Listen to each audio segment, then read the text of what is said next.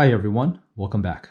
This is a follow-up video to my first look and assembly video. If you haven't checked that out, I'll put a link in the comments below as well as at the end of this video. But let's take a look at what I did to finish this out.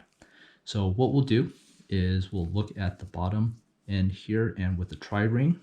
And I noticed in my assembly video, I did not show that this piece comes apart right here. So this shows that it does come apart.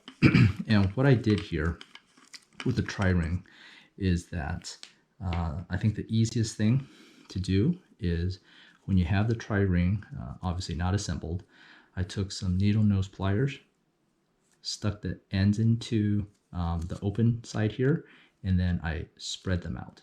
All right. And then once I have it spread out, I'll align the ends with the holes in the pommel cube.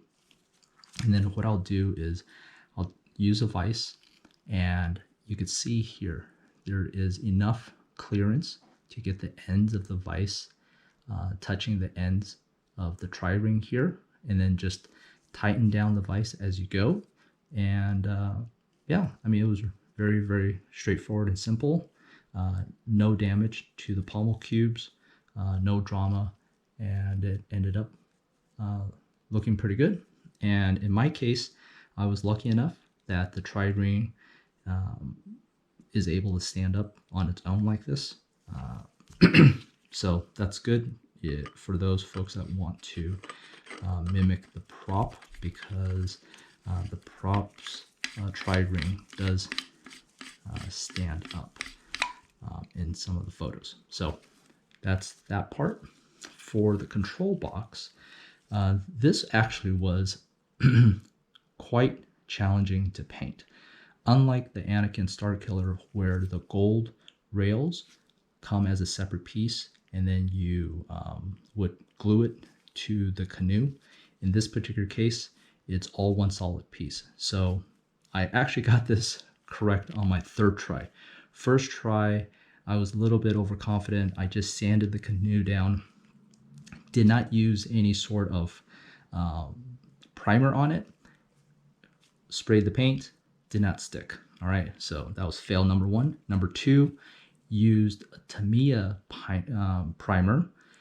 That didn't work as well. The paint lifted off, so scratch that. The third attempt worked, which was I used some metal etching primer, sprayed both the gray portion as well as the gold portion at the same time. Then I sprayed the gray first, and what I did was I used Vallejo Model Air. This is 71048 engine gray, so that's that color there. And after that dried, put on a gloss coat of Future, which is a Pledge gloss floor wax. Let that dry, and then I sprayed the rails with this Ace Metallic Antique Gold. And that's what did it here. So afterwards, shot everything with the same gloss Future, and that was it. So if you take a look at it, I think it turned out quite well. Nice and durable and nice and clean. And so yeah, using an airbrush with this really helps. I tried brushing it, but that was not even the first attempt. It just would not go well, so ended up using the airbrush, so that worked out well. For the control card, there's some questions around this, because in my case, the control card did not fit directly out of the kit. So what I ended up doing was, you could see I basically masked off the edges here, which are the edges that slide inside the rails, and I sanded only that part. So you could see the edges here that are sanded. So I sanded the top on this side as well as the bottom side. You can see that. And then I also sanded down both sides of the card.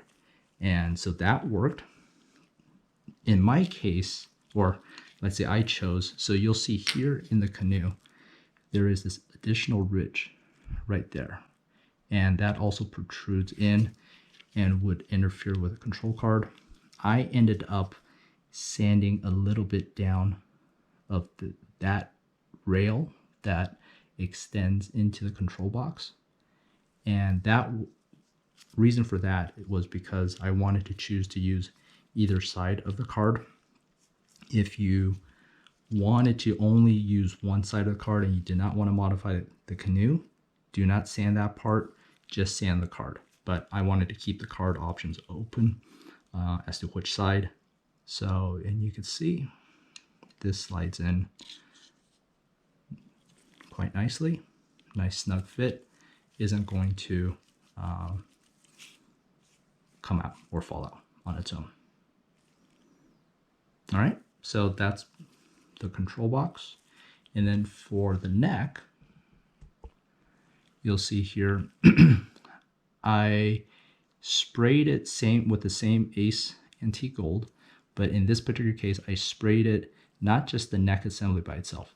I sprayed it with the grenade and the emitter part all assembled because I wanted to get the paint under there as well as on the top ridge there. So in the reference photos, it shows that there is paint on this part as well as that part there. So you're not able to do that if you were to spray just the neck piece and then assemble it afterwards. You could, I guess, but you know, with the paint and everything else, I didn't want any chance of wrinkles or tears or chips. So I just decided to spray all that piece with it fully assembled. So anyhow, and that's pretty much it for now. So no other work. I think I am done with this at the moment. So I think this has turned out to be a nice static build. Thanks for following along, and I'll catch you on the next build. Take care.